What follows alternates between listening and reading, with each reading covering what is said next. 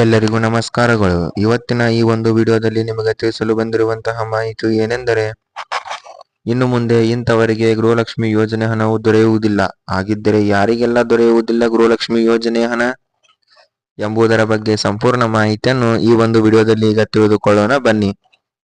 ಅದೇ ರೀತಿಯಾಗಿ ಸ್ನೇಹಿತರೆ, ಈಗ ನೀವೇನಾದರೂ ನಮ್ಮ ಈ ಒಂದು ಚಾನಲ್ಗೆ ಹೊಸದಾಗಿ ಪ್ರವೇಶವನ್ನು ಮಾಡಿದ್ದರೆ ನಮ್ಮ ಚಾನಲ್ ಅನ್ನು ಸಬ್ಸ್ಕ್ರೈಬ್ ಮಾಡುವುದನ್ನು ಮರೆಯಬೇಡಿ. ಅದೇ ರೀತಿಯಾಗಿ ನೀವು ದಿನನಿತ್ಯ ಇಂತಹ ಮಾಹಿತಿಯನ್ನು ತಿಳಿದುಕೊಳ್ಳಬೇಕಾದರೆ ನಾವು ಈ ಕೆಳಗೆ ನೀಡಿರುವಂತಹ ವಾಟ್ಸಪ್ ಲಿಂಕ್ ಹಾಗೂ ಟೆಲಿಗ್ರಾಮ್ ಗ್ರೂಪ್ಗೆ ಜಾಯಿನ್ ಆಗಿ. ಅದರಲ್ಲಿ ನಾವು ದಿನನಿತ್ಯ ಇಂತಹ ಮಾಹಿತಿಗಳನ್ನು ನಿಮಗೆ ನೀಡುತ್ತಾ ಇರುತ್ತೇವೆ. ಹಾಗಿದ್ದರೆ ಬನ್ನಿ, ಈಗ ಎಂಥವರಿಗೆ ದೊರೆಯುವುದಿಲ್ಲ ಗೃಹಲಕ್ಷ್ಮಿ ಯೋಜನೆಯ ಹಣ. ಅದೇ ರೀತಿಯಾಗಿ ಸ್ನೇಹಿತರೆ, ಈಗ ನಿಮಗೆ ಅಂದರೆ ನೀವು ಗೃಹಲಕ್ಷ್ಮಿ ಯೋಜನೆ ಹಣವನ್ನು ಪಡೆದುಕೊಳ್ಳಬೇಕಾದರೆ ಮುಖ್ಯವಾಗಿ ನಿಮಗೆ ರೇಷನ್ ಕಾರ್ಡ್ ಬೇಕಾಗುತ್ತದೆ.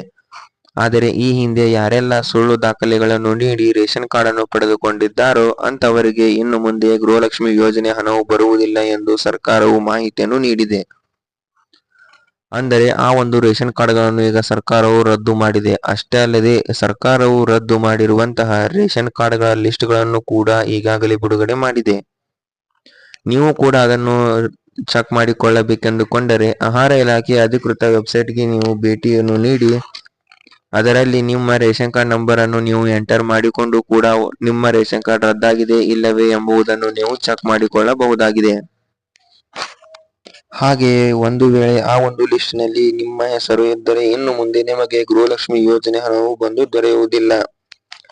ಏಕೆಂದರೆ ನೀವು ರೇಷನ್ ಕಾರ್ಡ್ ಅನ್ನು ಮಾಡಿಸುವಂತಹ ಸಮಯದಲ್ಲಿ ಸುಳ್ಳು ದಾಖಲೆಗಳನ್ನು ನೀಡಿ ರೇಷನ್ ಕಾರ್ಡ್ ಅನ್ನು ಪಡೆದುಕೊಂಡಿದ್ದೀರಿ.